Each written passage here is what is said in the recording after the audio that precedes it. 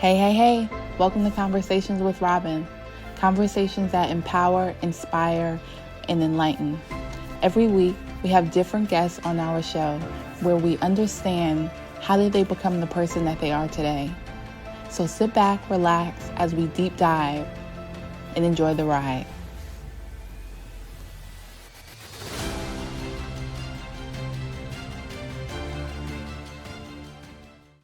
Welcome to another episode of Conversations with Robin. Today, I have the pleasure of speaking with Dr. Daniel Woodruff. Dr. Daniel Woodruff is a practicing healthcare provider of 24 years, lecturer, media personality, and creator of the Vibrate-A-Way Neuromuscular Resonance technique and program. Dr. Woodruff initially earned his bachelor's degree in communications and broadcast journalism, but after several years, he discovered his true calling, spreading God's love and light through healing. After a chiropractor changed his life, taking away headaches that had plagued him for years, he moved to Kansas City to attend Cleveland Chiropractic College. After graduation, he worked first as an associate, then as an owner of 3 chiropractic clinics. He also served on the board for the Northern Michigan chapters of the Red Cross. Dr. Daniel Woodruff, welcome to Conversations with Robin. It is a pleasure to have you here today. Oh, it's a pleasure to be here, Robin. Now, there might be one little error you made on that. Okay. I got out of broadcasting because I had the face for radio and the voice for magazines. I like that, the voice for magazines. Yes. So, yeah, no, I got my degree in communications, as we're starting to find out right away.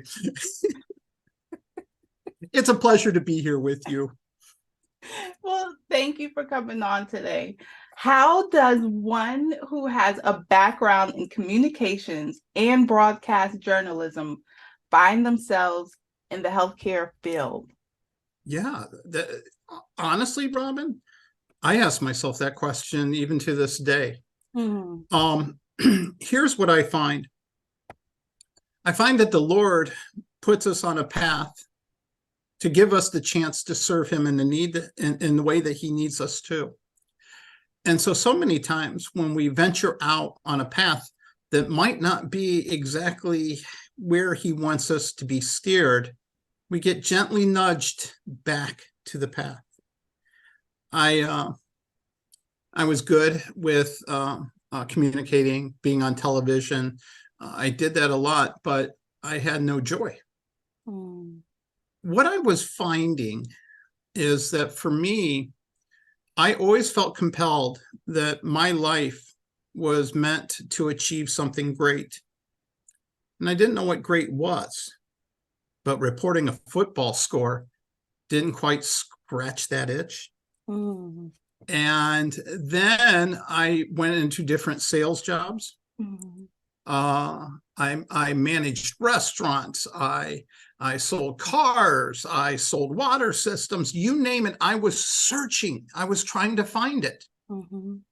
And the Lord was giving me different lessons all throughout. With every occupation that I held, I learned something. And that was to be used down the road. I find, Robin, that so many times God's answer is not yet, but we interpret it as no. And so I was feeling like I would never make a difference to the world. And it was frustrating. But then I was blessed with headaches every day of my life for 2 straight years. They were what I call suicide headaches. I worked, and after I got home, I went to my home. At the time, I was living in Phoenix, Arizona. I had my room temperature set at 68. I had tinfoil in the windows. It was dark, and I came home, and I lied in bed, and I prayed for death, actually. And I'd wake up the next morning, go to work, and repeat it. I had every medical test and procedure ever done. They couldn't find anything. So they sent me to a psychologist or psychiatrist, pardon me, and decided it was mental. And I was tricked into seeing a chiropractor. I actually thought they were quacks, frauds, because, my aunt was heavy in the medical side of it. She was a brilliant woman who was one of the pioneers of nurse practitioning. She traveled to Russia and China to set them up. So in our family, we had a more medical background. But this is before Dr. Phil was big. I walked into the office and realized I was being shanghaied. And I said, Bone Cruncher, keep away from me. You're not going to touch me. And he said, well, you've been doing it your way for 2 years. How's it working out? And I said, keep talking. Obviously, he did something that they couldn't. After about 2 weeks, my headaches went away. So I, at the time, I had a pretty good temper. Since then, the peace of the Lord has been with me. But at that time, I scheduled appointments with every doctor I had seen, medical doctor. And I paid them for their time. But because I paid for their time, I blasted them. I said, why didn't you tell me about chiropractors?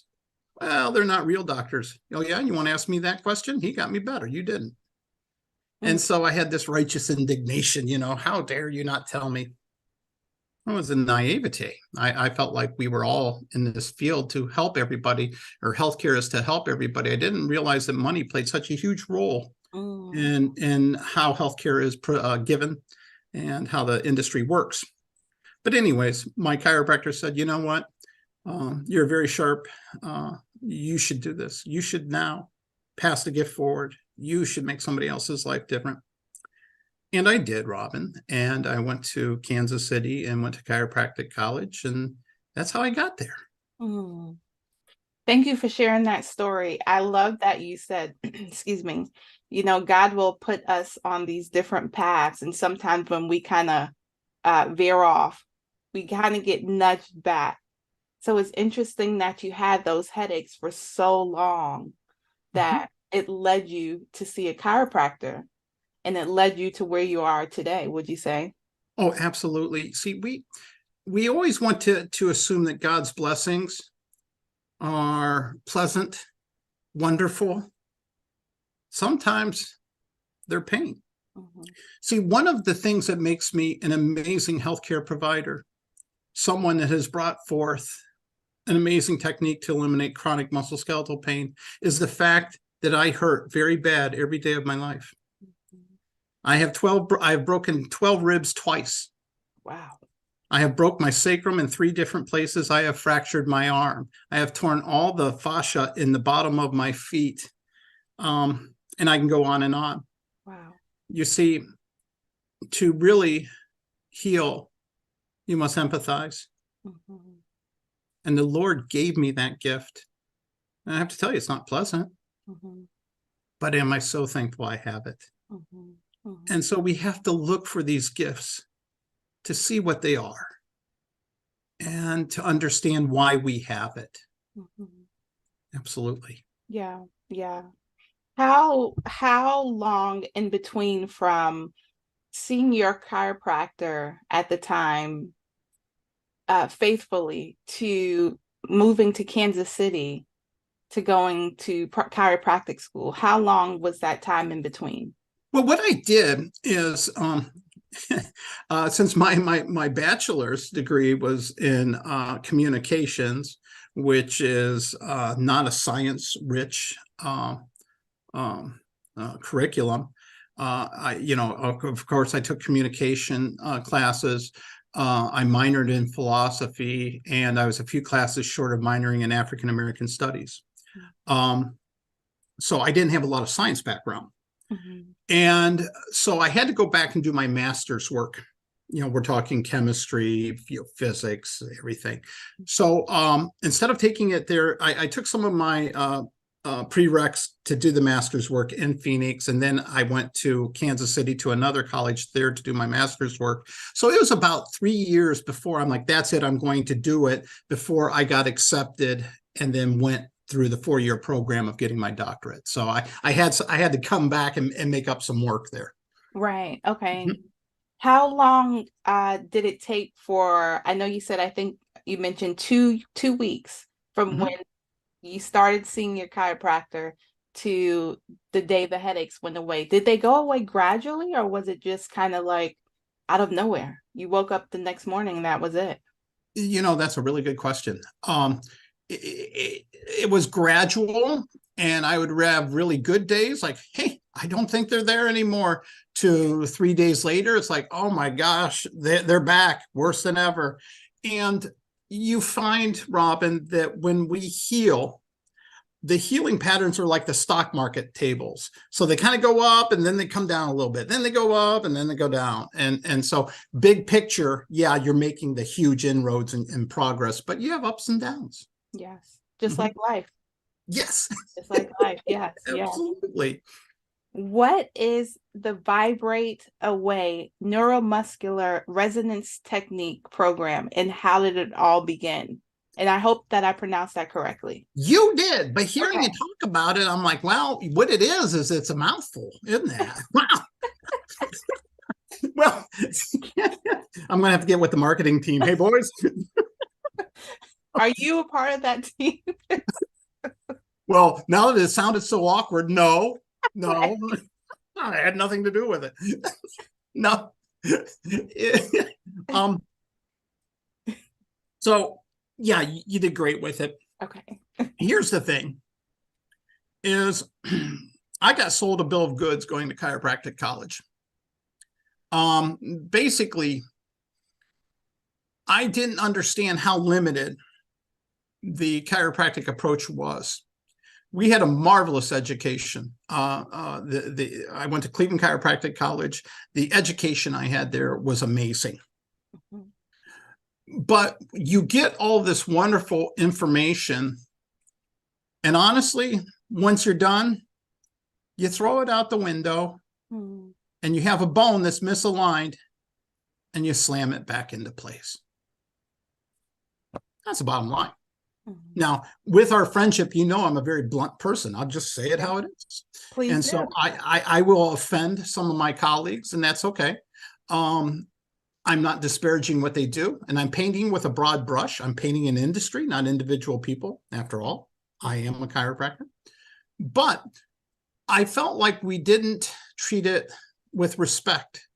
We weren't digging in deeper. So I almost quit, actually, Robin.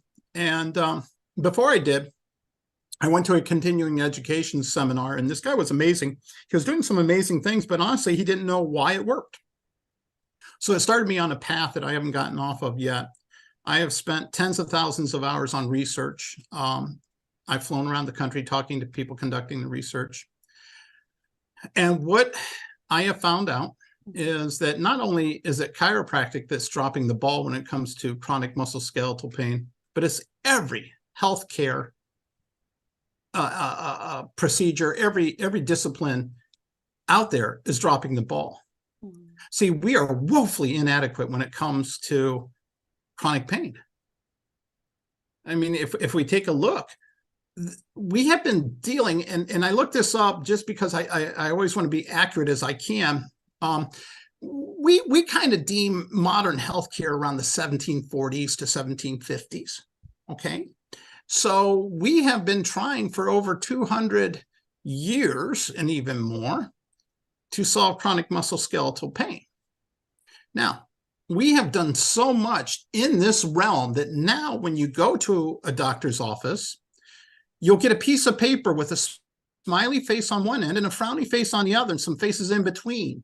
And we will say, circle the face that best represents how you feel. Yeah. That's how far we've gotten. Now you tell me, is that a success? No.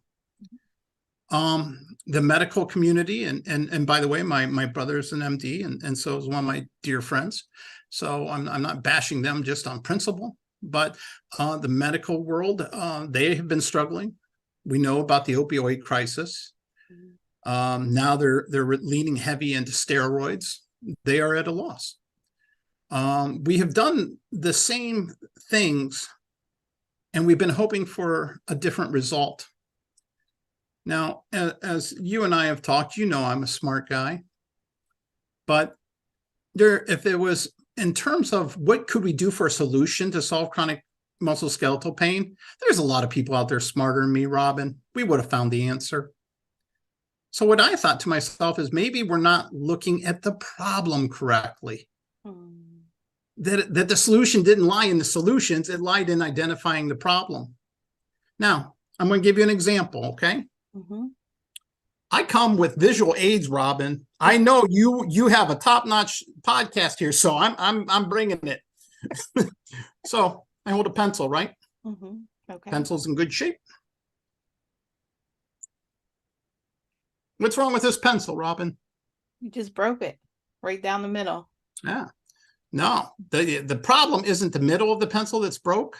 The problem is that I had a hand on either end putting an upward force. The middle of the pencil is just the result of the problem. See, we've been chasing the middle of the pencil. And we've been trying to treat the middle of the pencil better. And that was never the problem. So what Vibrate-A-Way does is we look at the role of the brain. See, when you have, let's just say a bad knee. When you have a bad knee, every healthcare provider, I don't care who they are, massage therapist, physical therapist, medical doctor, everybody's going to look at your knee. No one looks at your brain. But it is your brain that controls your musculoskeletal system. We know the brain controls the heart, the lungs, all that. But the brain controls the musculoskeletal system more than any other organ system we have. Yet we continually disregard the brain when it comes to musculoskeletal care. The other thing that we do not do is we do not look at accommodations. Healthcare wants to have a single cause, single effect, single solution.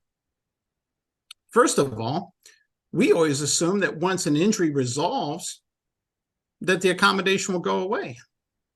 It doesn't. And the other thing is we're always quick to blame an injury from 10, 15 years ago. Well, I bulged the disc 12 years ago. Let me ask you something. If you cut your hand, would it bleed for 12 years straight? No. No, that's ridiculous. Right. Tissue on the inside heals or resolves at about the same rate. So why do we blame that? Because we have no other culprit to blame. Because we don't look at accommodations. So what Vibrate-A-Way does is it uses a sequence of vibrational stimulus to communicate with the brain to undo the accommodations that cause chronic musculoskeletal pain. People will apply vibration, they get their own home massager and they put it on there, but it doesn't do anything. It temporarily helps. See, the brain is like a computer. So if I try to program a computer, all my codes better be absolutely spot on or it won't work. Well, the brain is like that with its input. So the vibration isn't as important as the sequence of that vibration. And what I did is I unlocked the code. Actually, let me correct that. God revealed the code to me to release the accommodations.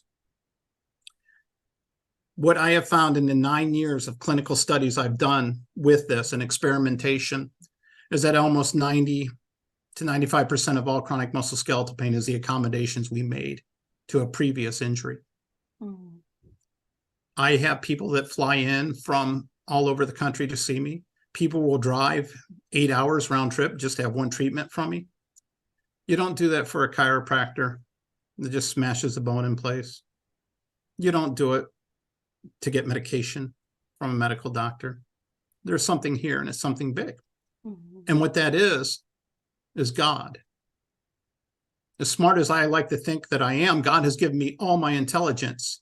As much as I like to say I'm the one that created it, and by the way, I generally don't. He is the one that revealed it to me. See, God wants us to know that he loves us. That he's not an angry God sitting in the judgment seat to see whether or not we have accepted Jesus as our Savior. No, he weeps. The most significant line in the Bible is 2 words: Jesus wept. See, he knew his friend Lazarus had to die because he knew what he was going to do.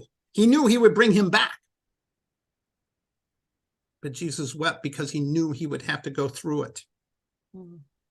Jesus weeps for us too. We are not meant to be here just to feel pain, to exist, just so that we can wait and be with our Father again. It doesn't work that way. He wants us to give him glory and to love one another. And when you hurt, it's awful hard to do that. Did that answer it? That did.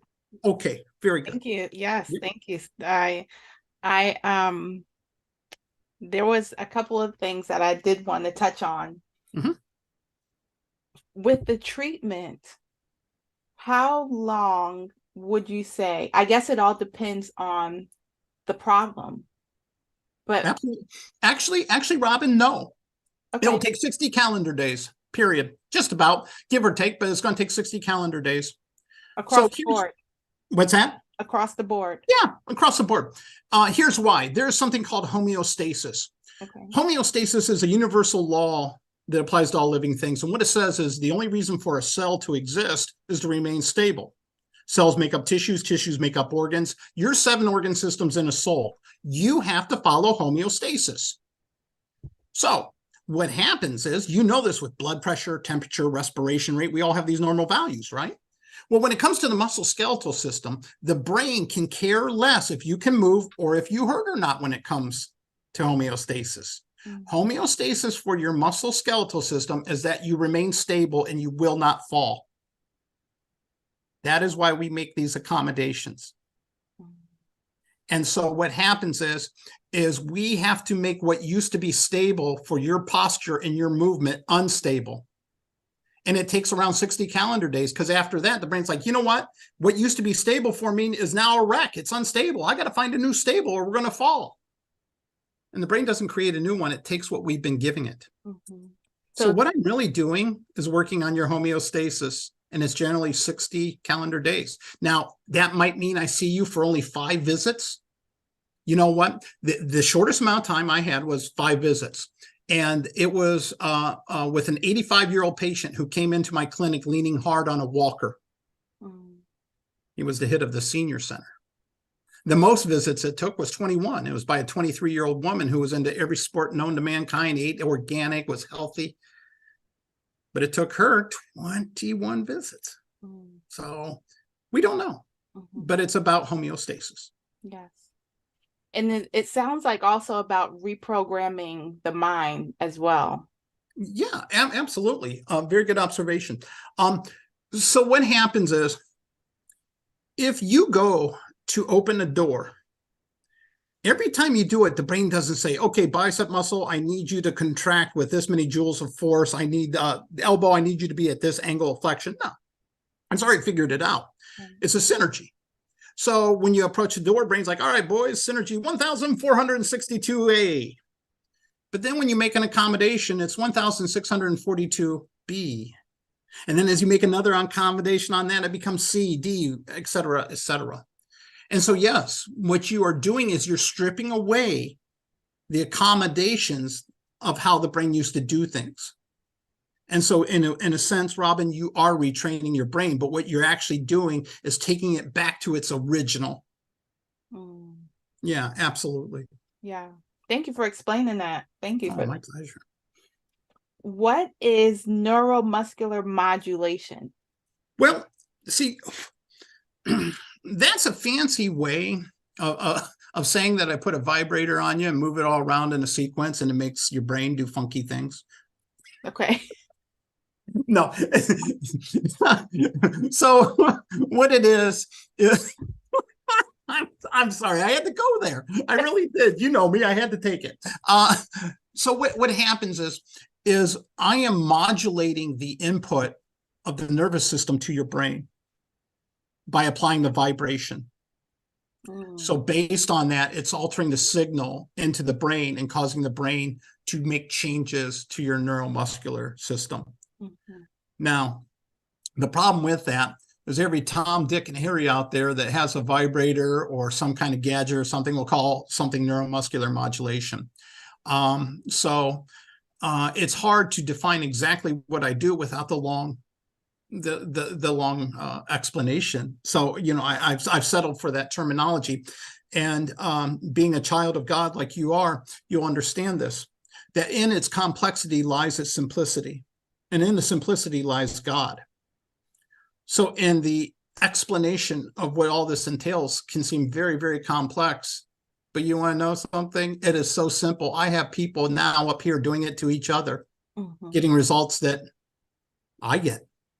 The Lord gave it to us to share, to do to one another, to make everybody better, so that we can focus on our love of God and love of each other, and not about, oh, how do I get out of this pain? He's given us that answer. Yes, yes. Thank you for sharing that. My pleasure. Yeah. I love how you said it seems like it, excuse me, can be so complicated, but yet it's so simple. The hardest thing to do, excuse me, the hardest thing to do is to just to be and just to be simple. You know, I feel like it's so hard for people to grasp that. Yes. And let me tell you something about the world I dwell in.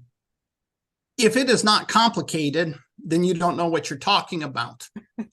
See, we make the simple and turn it to complex. Yeah. And unfortunately, we take the complex and oversimplify it. See, we don't know what causes pain. There is no device to put on you and say, oh, Robin, you have 1.2 oogles of pain being generated by the subscapular nerve. Now, we don't have that. We have these circle faces, for crying out loud, right? So some moron in a white jacket's going to throw up an x-ray and point out some degeneration, say that's what's causing your pain. They have no clue. It's a guessing game. For everybody that has, I tell you what, now my Irish is raised up. See, I get my righteous indignation. When you are a doctor, and I don't care what branch, you have the well-being of your patients in your hands, and you will account to God for that. Now, if you are lazy or sloppy, you can affect people's lives very badly. If I tell somebody you have fibromyalgia, it's a guess. They don't do the exact diagnostics required for that.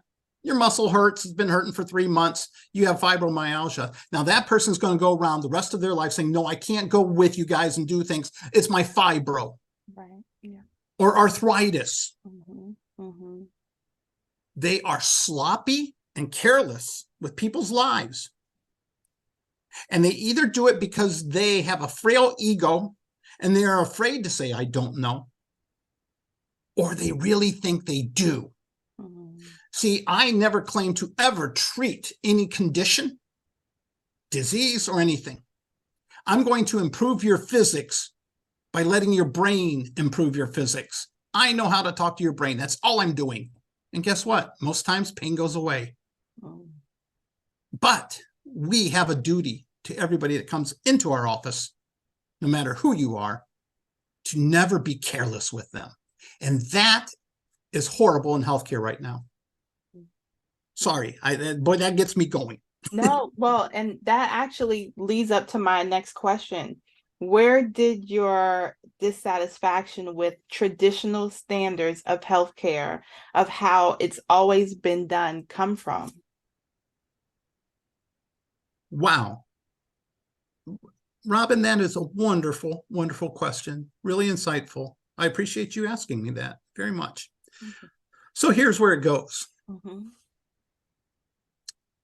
I am the person that if I can't heal somebody, if I can't alleviate the suffering of somebody, I go out of my mind. Poor Jessica, my wife, when our son gets a cold, I'm impossible to deal with. I can't take that cold away, but you bet your bottom dollar I'm trying. And it frustrates me. And I've never, ever been able to let go of someone else's suffering.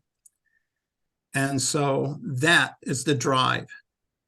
That is what allowed God to use me, to send me into that research, to sacrifice a good part of my life just to learn what he wanted me to learn, because he knew my heart wanted it to. And also too, The musculoskeletal system is a system that operates on physics. Now, my brother and my friend are such caring people, and I love them dearly.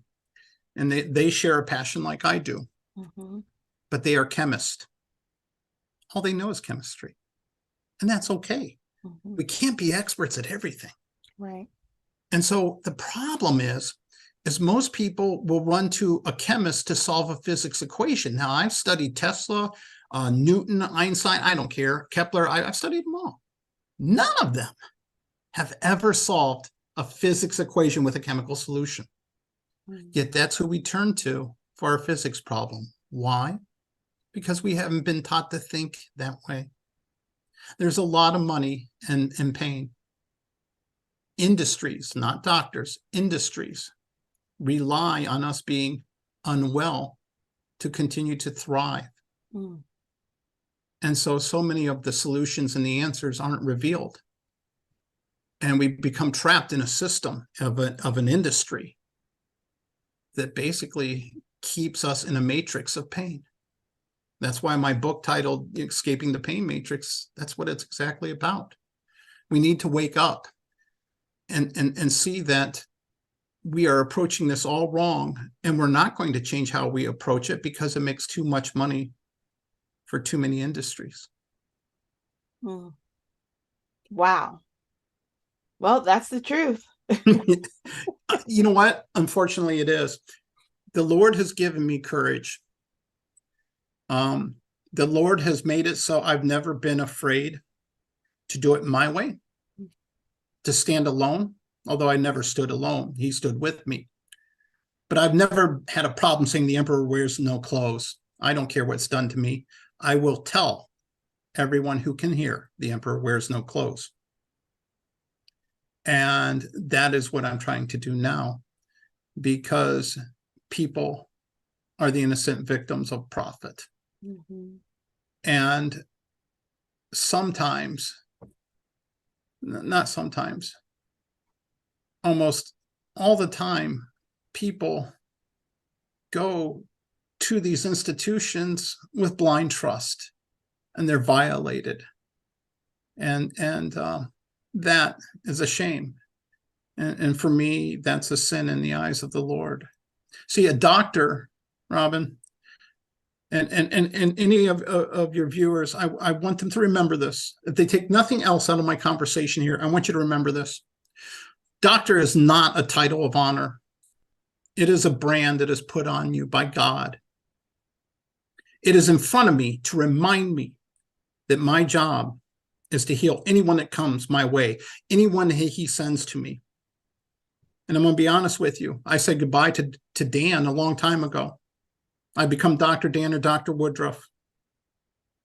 And sometimes I don't want that burden, but the Lord gave it to me. And in it is a blessing. Beware of the man that uses that title as a reminder of his accomplishments, as an elevator of his ego. Turn around, don't see them. Find a man or a woman who believes that that title is a brand. They will take care of you. Beautiful. You know, and unfortunately, there are doctors like that. But then there are doctors that actually care about the patient. Yes. Like there yourself. are. And they are just as frustrated as I am. They're frustrated with their own industry. You know, my friends will call me and say, hey, this is what I'm looking at. What do I do? You know, they are being driven by the industry.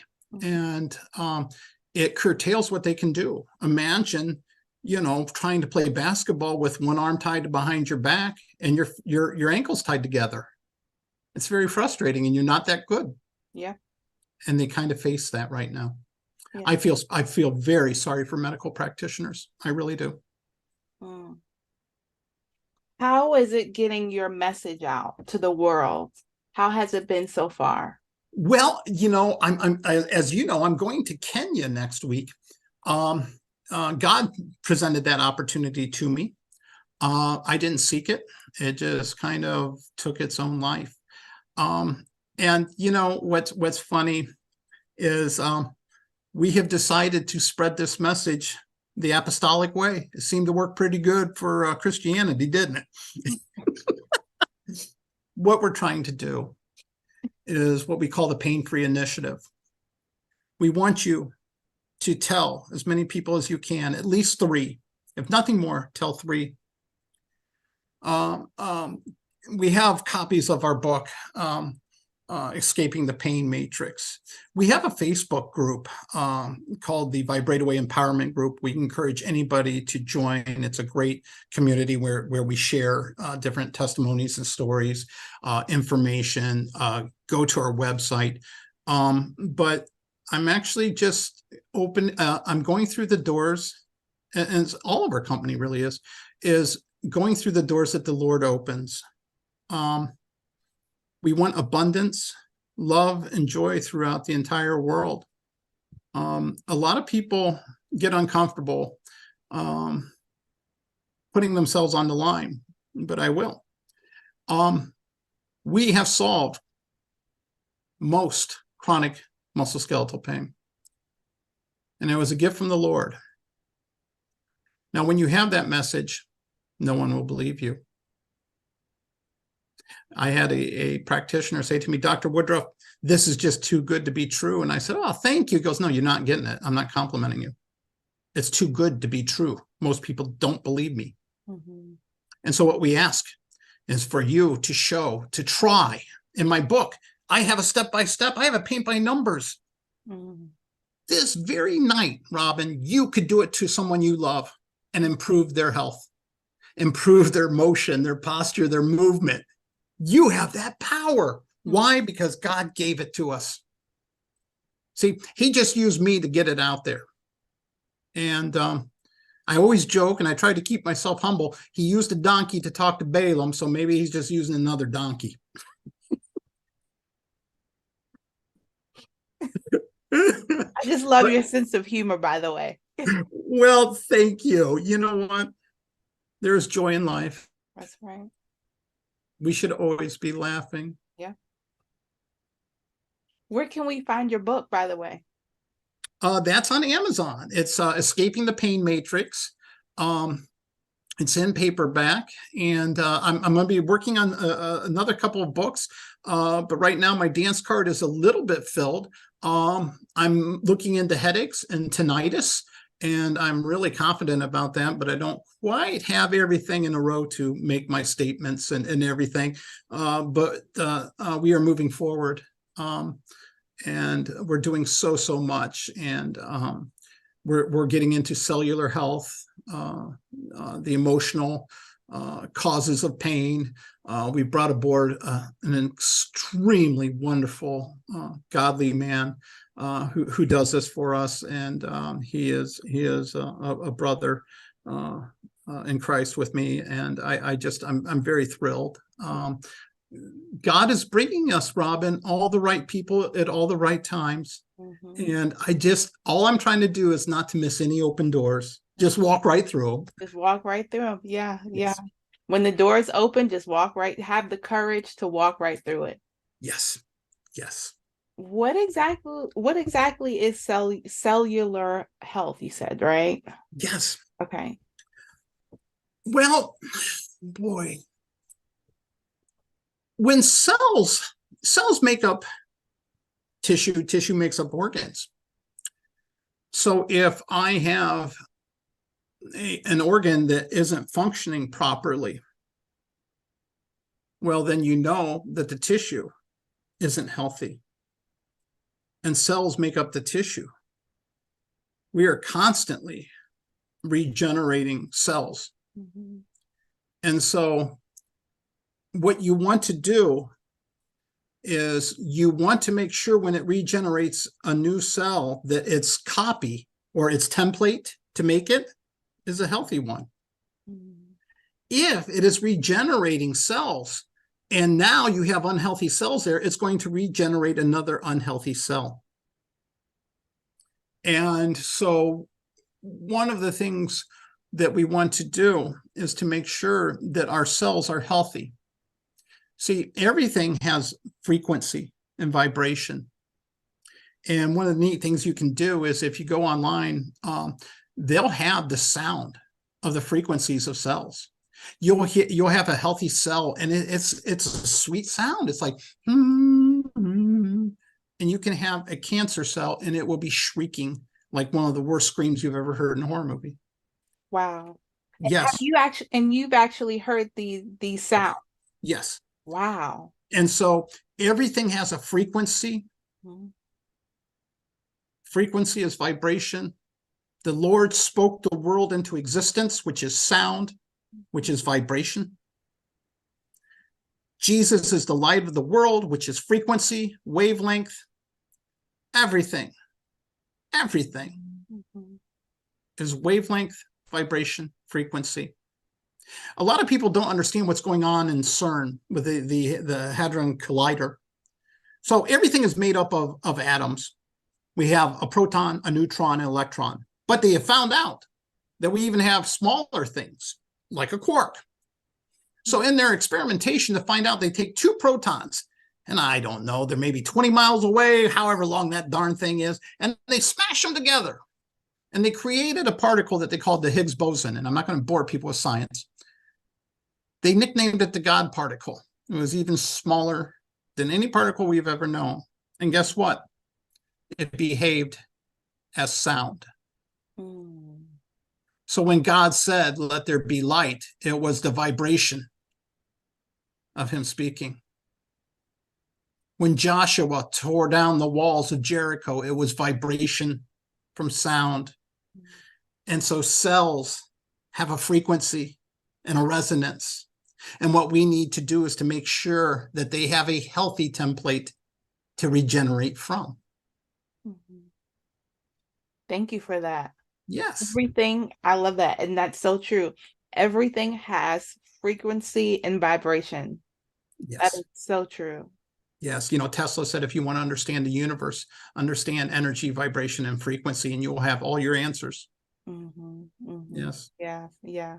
You know, and it's interesting because if you walk into a room, and I feel it sometimes, and you feel someone that might be more negative, and you know, everyone was just having just vibrating and just vibing really nice and having good conversation. And when someone walks into a room, there's tension, and you can just feel that energy shift. Absolutely. That's 100% accurate. It's real. It's science. Yes. Yeah. It's not imagination. It's not like just a saying. It is real. Yes. And it is harder to bring someone up in frequency than it is to go down. Yes. Wow. And so, yes. And so you'll see that. Yeah. Huh. Okay. Do you truly believe someone who has been suffering with acute injuries can be fully healed? Boy, this is going to sound like the old Bill Clinton thing. To define what your definition of is.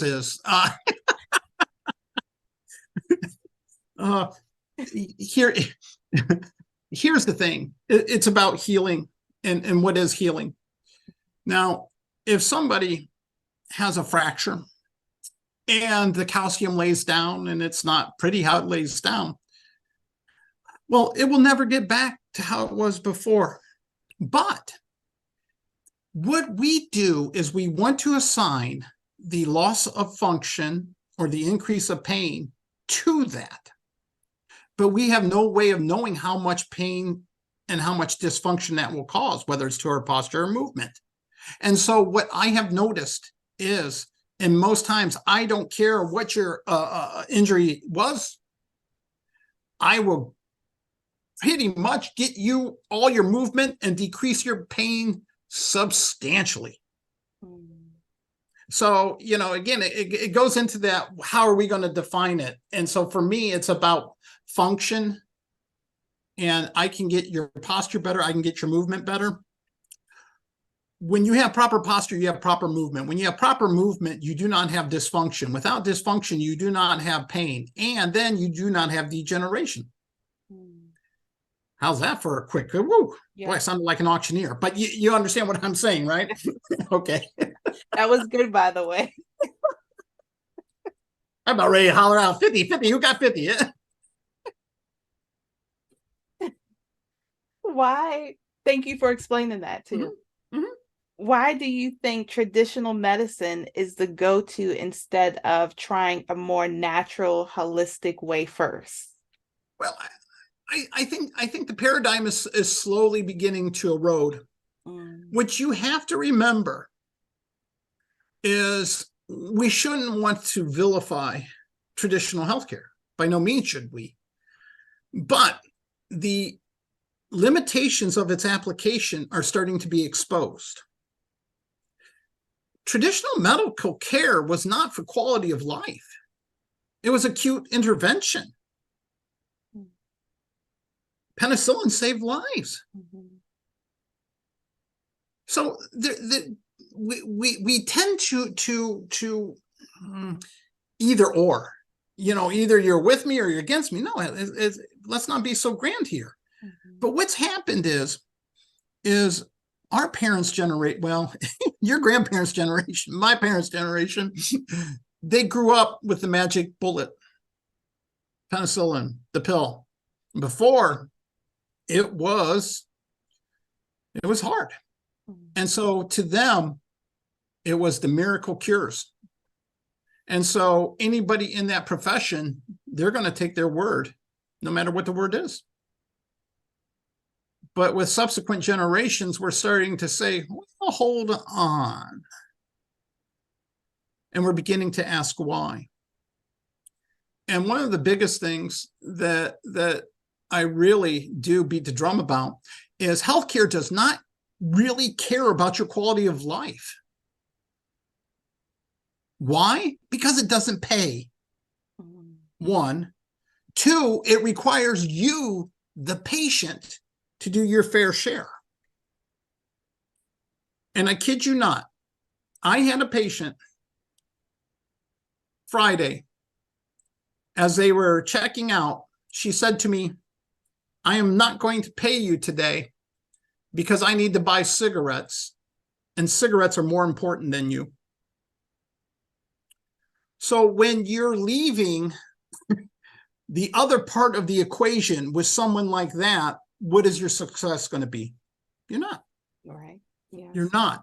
So one is there's not enough profit in it. And two, it can be a very frustrating pursuit. So you don't really see healthcare approaching that. Instead, they are doing the acute interventions. And you see industries like mine that are reticent to change, reticent to say, how can we make ourselves better? Instead, they say, we are going to do it the way we always did it, to hold on to our roots. This is who we are. This is our identity. And honestly, Robin, I don't care if people call me a shaman, a quack, a clown, a chiropractor. I don't care what you call me. As long as I get you better, I've done my job. I'll leave that up for you to call me whatever. And so to me, it goes back to that duty of making somebody's life better. My ego can be checked at the door. Relationships are the currency of life, not dead presidents. So it just really depends on that person. It really does. Thank you. That was amazing. Thank you. Oh, it's my pleasure. It's almost been an hour. How fast time goes by. It does. It does. Wow. So I would like to ask you some final questions that I ask all my guests on Conversations with Robin. Okay. What or who is God to you? Okay. Now, that is a years old question, isn't it? I mean, generations. That's been around forever. If you don't mind, I'm going to answer this as a poem. Okay. May I? Yes, of course. Okay. Showing signs of age. Wow. Boy, I do have the face for radio, don't I? Wow. Okay. So, what is God? My favorite spot, gazing out. No list to check. a crow, the clouds, a gentle breeze. What does this mean to me? What leads to why, and why begets who? Meditation, now interrogation, questions unanswered, peace no more. Flying crows, floating clouds, in a whispering breeze. A sweet calming cadence in the breeze. My son, what are you seeking? How do you know that I seek? Secured in the vault of my mind. I have made no inquiries. How do I know? The chuckling breeze across my face, love, bemusement, compassion. Am I not the one who brought you into this world? Am I not the one who made you who you are? Every emotion, every trait, my gift to you. Am I not the one who gave you a body to run, play, and work, but most importantly, to feel? Am I not the one who put my law in your heart, the difference between right and wrong, good and bad? Am I not the one who provided and protected you when you couldn't? I could. Your life, your parents' gift from me. Am I not the one who gave you the sense of wonder and joy at the world that I created for you? Am I not the one who gave you freedom to choose? Always watching, always protecting. You never noticed. Am I not the one who is always at your side, thick and thin, good and bad? When there is no one, there is me. Am I not the one who will always provide, always reaching out to you, even when your heart is hardened? Am I not the one who will comfort you during sadness and grief, sending my angels, heavenly and earthly, to you? I hear your cries in grief. Am I not the one who loves you more than anyone else, sacrificing myself for you, a sacrifice so that you will never be apart from me? Am I not the one who will lead you through the valley, leading you back to me after you have served me well? Am I not the one who will wipe away your tears, embraced by the entirety of my love, embraced with no beginning or end? Am I not the one who you seek, son?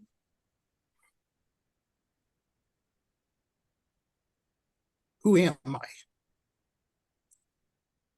What I am. My dear child, you have always known, Daniel, I am. I am that I am.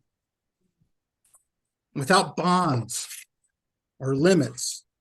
To label me would be to limit me. I am endless and limitless. I am more than Alpha and Omega. For you and all my children, I am and always will be. And you, my child, were made in my image. I am. And through me, you are. Together we are. We are timeless. We are eternal. You are my child. You are precious to me. You are the reason for my love. That is who God is to me. Beautiful, Daniel. Thank you for sharing that beautiful poem. You're welcome. I wear my heart on my sleeve in life. Only life's true joys can be found there. I love that. Thank you. What is your spiritual practice? Well, you know what? In some cultures, they don't even have a word for religion or spirituality. It's just a way of life. You ask a Native American about that, they'll give you a weird look when you're like, well, what's your religion like? And it's kind of that for me. You know, everybody wants to say, I was saved this date, that date. I've always known God. I don't know. I've in Hebrew, my name means God is my judge. And it's not that he is my judge, whether or not I go to heaven or I go to hell. But what it means is that my life is spent trying to make my Father proud. And you know what? That's exactly how I am. And so for me, it just really depends on the situation. Sometimes I just want to get close and to feel my Father with me, so I'll meditate and I'll focus upon God, my breath, and my soul, because after all, those are the only three things. God breathed life into my soul. That's it. And that's the only things that matter on this world. So when everything gets all crazy, I meditate those three things. Maybe it's going to service and having that fellowship, or maybe it's reading the word. It is what your soul tells you it needs to be replenished. And so I'm kind of a chameleon in what I do for myself, but every minute of every day is about God for me. I love that. What would you tell your 30-year-old self? I'd say, what are you, dumb?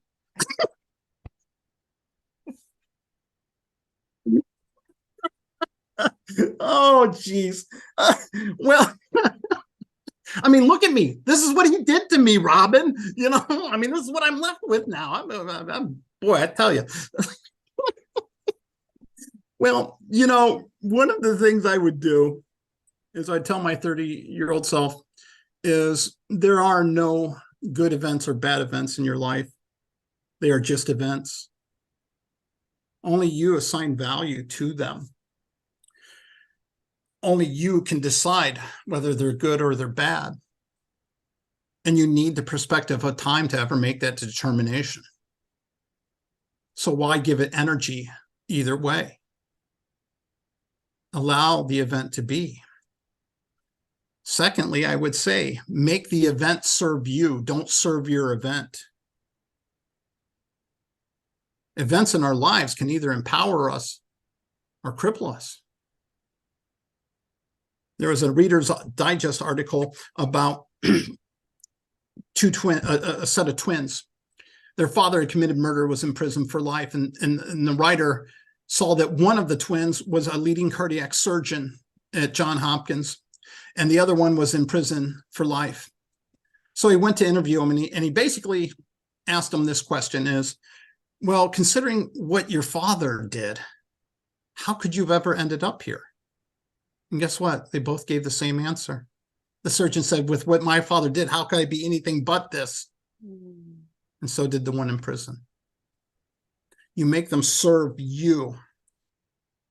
You don't serve that event. Romans 8:28 lets us know that in all things, it works for the good of God. And for those of us who love him. And you don't have to understand why God has allowed that event to happen. You trust. And you might not see it, but you trust. And good doesn't necessarily mean painless. I don't know where we ever came up with that. And at the beginning of this place, maybe, or beginning of this talk, maybe people think I'm a nut job because I said, well, yeah, the one blessing is I've had my body destroyed, and that's great. Well, you know what? It was pretty painful, but it is a blessing. And I would tell my 30-year-old self that the Lord is always with you. And if we go to 1 Kings 19, we talk about prepare, for the Lord is about to pass by. And a powerful wind tore through the mountains, shattering the rocks. Yet the Lord was not in the wind. A huge earthquake came. Yet the Lord was not in the earthquake. And then a horrible fire. But the Lord was not in the fire. And after the fire, there was a gentle whisper. When Elijah heard it, he put the cloak over his head and he went out to the entrance of the cave. And the Lord said, what are you doing, Elijah? So what I would tell my 30-year-old self is listen to those gentle breezes. For the Lord speaks to us in whispers. Whether you want to call it gut instinct or a voice inside your head, be of good cheer. That is the Lord talking to you. Make sure you listen. Don't get wrapped up into being you, would be another thing. Now, I love this. Of all the wisdom, I'm very well read, philosophy on this. Mike Tyson, Iron Mike, my man, gave me some of the best philosophy ever in my life. I believe it. Yeah, talk about a life. He said, when I thought I was somebody, criticism really bothered me. But when I realized I was a nobody, it didn't matter at all. See, sometimes we get inside ourselves, our self, our esteem, our ego, and see, we don't need outside validation. Validate yourself. You only need to be validated by the Lord and yourself. And so wisdom comes from criticism and failure. That's the only way you get wise. People are like, oh, Dr. Woodruff, you're such a wise person. Yeah, because I messed up so much in my life. How do you think I learned all my lessons? If I did everything good, I'd be living in Vegas rolling 7-Elevens my whole life, So sometimes our biggest successes are our failures. And I'm really, really big into that as well. So that's what I tell myself. And then I think my 30-year-old self would say, oh, man, you have no clue. Because I was that kind of kid at that age. You know what I mean? Yes. I had all the answers. Oh, yeah. Who or what inspires you? Guess what, Robin? It's time for another poem. Yes. I'm May here I? for it. I'm here for it. Okay. So what is inspiration? A father working 2 full-time jobs to support his family. A single mother. A random act of kindness. The majesty of a horse running free. A hawk soaring in the wind. Trees dancing in the breeze. Doing what's right, even if it's at your expense. Parents spending time with their children. The phrases, I'm sorry, you're right, I'm wrong. The words, I love you, a love built upon how much you can give, regardless of what you get. The knowledge that relationships are the true currency of life. Preserving people's dignity, a hand up, a neighbor helping another neighbor just because. We the people, blindness to race and ethnicity. I have a dream. Differences to multiply, not divide.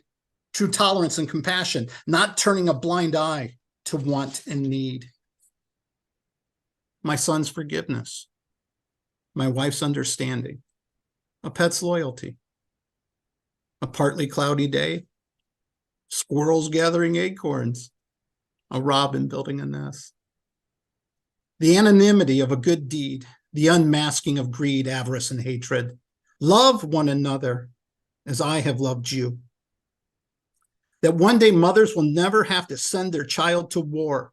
A democracy that is truly representative, a true understanding of poverty. Vengeance being left to God. Love being left to us. Oh, so shines a good deed in a weary world. That's what inspires me. Beautiful. Who wrote that poem? I did. I did it for you. Yes, I did it for you. Wow. I'm trying to class up your, I'm trying to class you up here. If it got bad enough, I was going to do the old soft shoe out here. I'm just saying. Oh, that was beautiful. Thank you. Wow. Thank you for that. You're welcome. What are you most grateful for? This moment. This moment. See, if you're grateful for things in the past, then you regret that you can't have them anymore. Or if you live in the past, you resent what happened to you. If you look ahead to the future, you're counting on something that may not be at the expense of what is. Have you ever savored a potato chip one at a time just for itself? Or do you take a handful or a pinchful and keep mowing through, and before you know it, that bag of chips are empty? Such is life.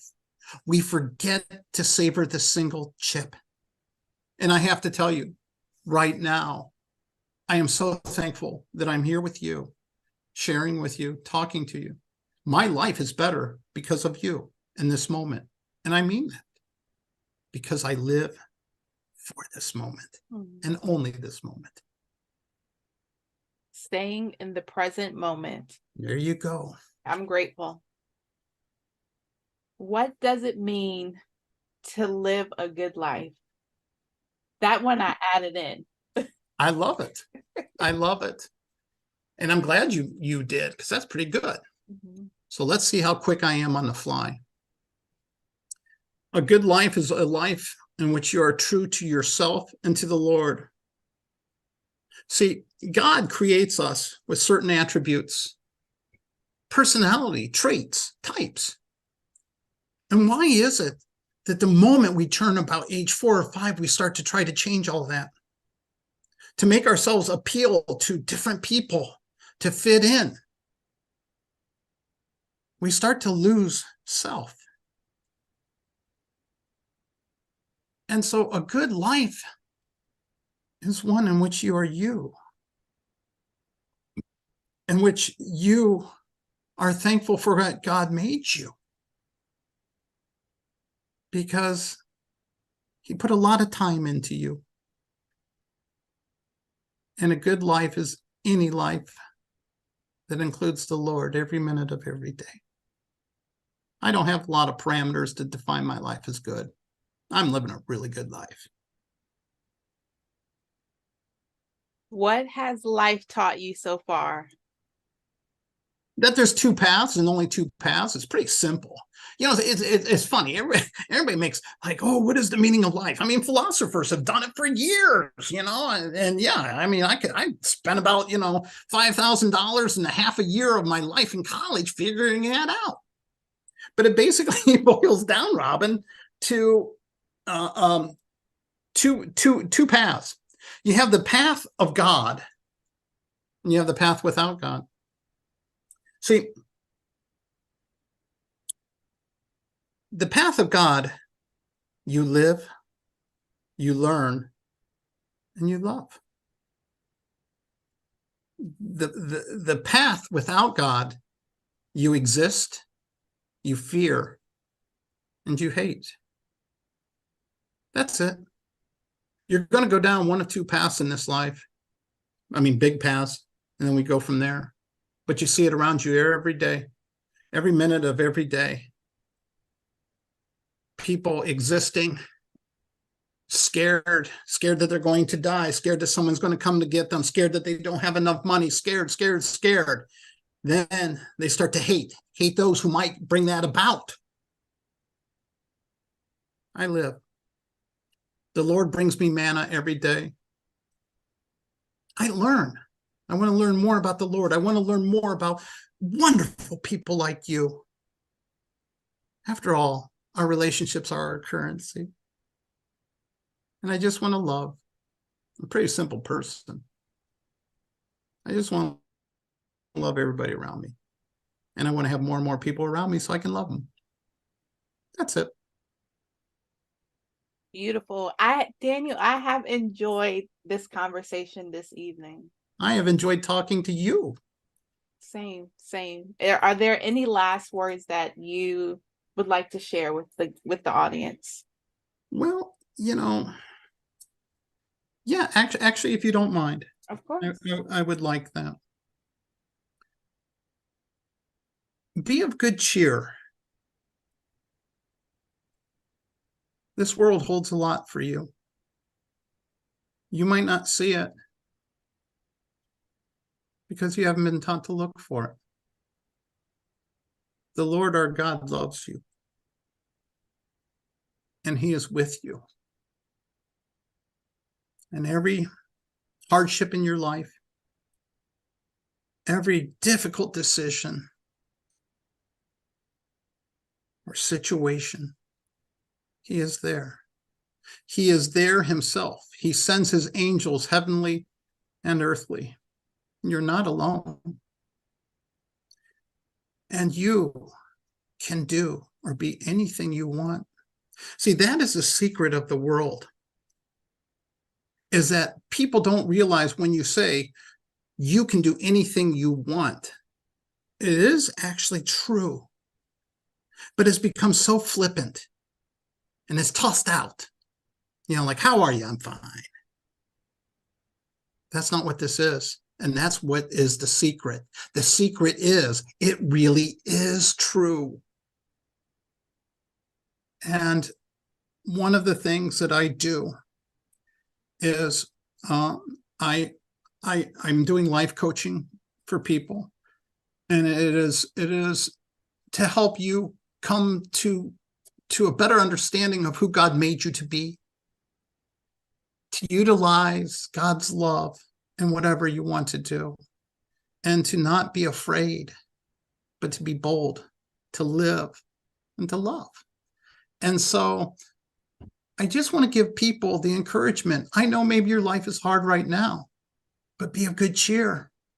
Good things are coming, because that hardship is preparing you for something good. Because as we know in Romans, all things work for his good. And his love for you is immense, and there is good coming.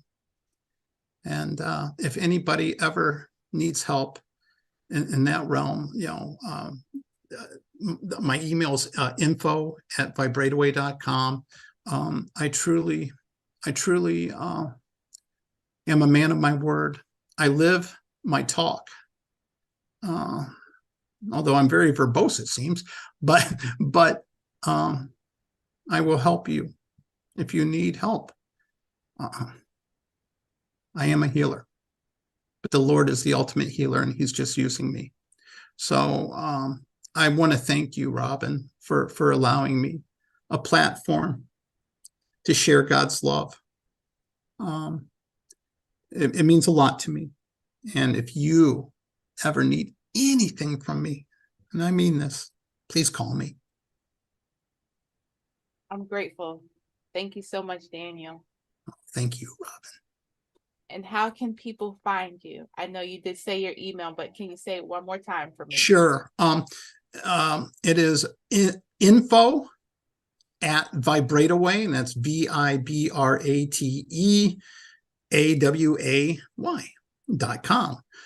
You can go to the Facebook Vibrate-A-Way Empowerment Group, or go to our webpage. And if there's anything any of us can do, it's not just me, it's our organization. It is Jessica, it is Aaron, it's everybody. And we just want to make the world a wonderful place, spreading God's love in so many different ways. Beautiful. Thank you so much, Daniel. Thank you. Thank you for listening to another episode of Conversations with Robin.